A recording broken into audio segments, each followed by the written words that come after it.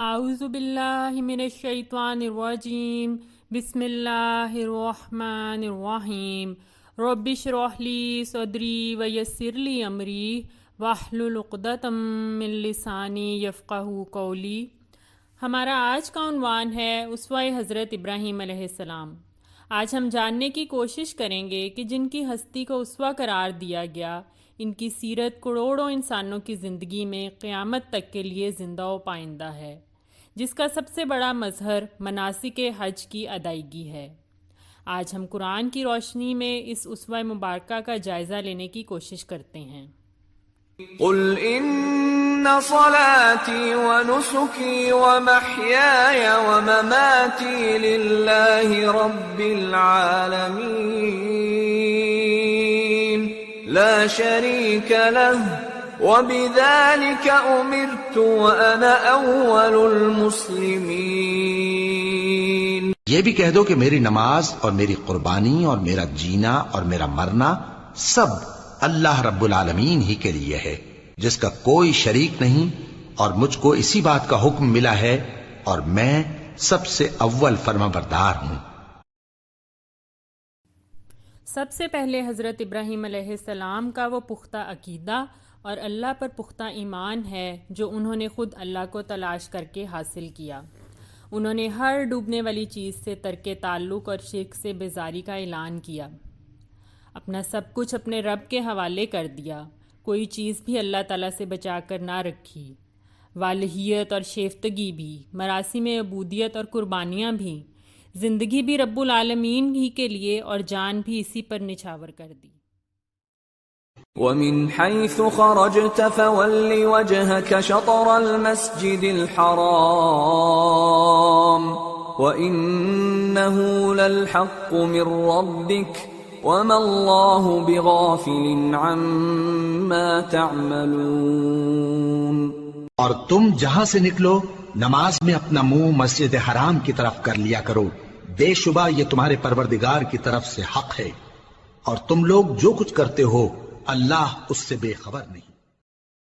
اور اللہ تعالیٰ فرما رہا ہے کہ تم جہاں بھی ہو اپنا رخ مسجد الحرام ہی کی طرف موڑو۔ کتنی پیاری آیت ہے نا یہ، کہ جہاں بھی جاؤ تو اپنا رخ اللہ کے گھر کی طرف رکھنا، یعنی اللہ کا گھر کیا ہے؟ شاعر اللہ ہے، تو اس کی طرف رخ کرنے کا مطلب ہے کہ اللہ کی طرف رخ ہو، نیکیوں اور بھلائیوں کی طرف رخ ہو، فرما برداری کی طرف رخ ہو۔ اور حضرت ابراہیم علیہ السلام کی پوری زندگی اس کی چلتی پھرتی تصویر ہے۔ وہ جہاں بھی تھے، جہاں بھی گئے، انہوں نے اپنا رخ اللہ ہی کی طرف رکھا، اللہ کی رضا ہی ان کا اوڑھنا اور بچھونا تھا۔ جیسے محبت کرنے والا محبوب کے چہرے کی طرف دیکھتا ہے، اس کی مرضی اور اس کی خوشی کا خیال رکھتا ہے، ایسی ہی سچی محبت نے حضرت ابراہیم علیہ السلام کو اللہ کا حنیف بندہ بنا دیا، اور ان کی اس محبت میں شرک کا شائبہ تک نہ تھا۔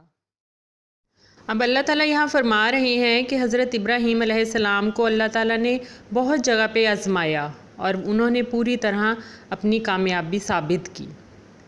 تو حج کا دن جو ہے وہ تکمیل دین اور اتمام نعمت کی بشارت کا دن ہے، اور اس سے اگلے دن ساری دنیا کے مسلمان قربانی کرتے ہیں۔ تو تکمیل اور اتمام بغیر قربانی کے ممکن ہی نہیں، اور قربانی بغیر محبت کے ممکن نہیں۔ اسی لیے تو حج کے تمام مناسک عشق اور محبت پر ہی مشتمل ہیں۔ اسی محبت کی وجہ سے حضرت ابراہیم علیہ السلام میں یہ طاقت پیدا ہوئی کہ وہ ہر محبوب چیز کو اللہ تعالیٰ کی خاطر قربان کر دیں، جو ایمان لاتے ہی سب سے بڑھ کر محبوب ہو جاتا ہے۔ وَإِذْ يَرْفَعُ إِبْرَاهِيمُ الْقَوَاعِدَ مِنَ الْبَيْتِ وَإِسْمَاعِيلُ رَبَّنَا تَقَبَّلْ مِنَّا إِنَّكَ أَنْتَ السَّمِيعُ الْعَلِيمُ۔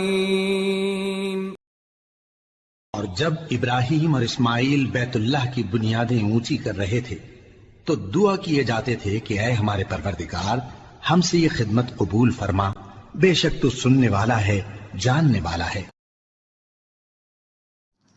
اب آخر میں ہم اس موضوع کو سمیٹنے کی کوشش کرتے ہیں۔ تو اصل میں اسوہ ابراہیم علیہ السلام توحید، یکسوئی، خود سپردگی، قربانی اور شرک سے بیزاری کا درس دیتا ہے، اور اللہ پاک نے ان کی قربانیوں کا صلہ ان کی دعا کی قبولیت کی صورت میں دیا، اور نبی کریم صلی اللہ علیہ وآلہ وسلم کا ظہور ساری انسانیت کے لیے نعمت اور دین کی تکمیل ہے، جس کا رکن اعظم حج ہے۔ حج اسوہ ابراہیم علیہ السلام کی یاد، شرک سے برات، قربانی اور مساوات کا درس دیتا ہے۔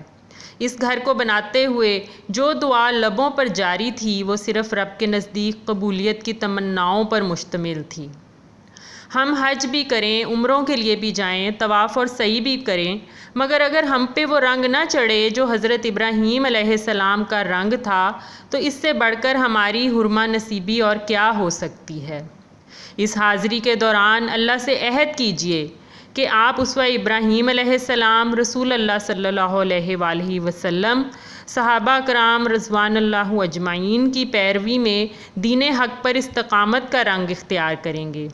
اگر ہر سال ساری دنیا سے جمع ہونے والے لاکھوں حاجی حج کے ان پیغامات کو سمجھ سکیں اور اپنے عمل میں حضرت ابراہیم علیہ السلام کا رنگ اختیار کر سکیں، تو یقیناً نہ صرف حج مبرور کی سعادت حاصل ہوگی بلکہ امت مسلمہ کو دنیاوی اور اخروی نجات بھی حاصل ہوگی۔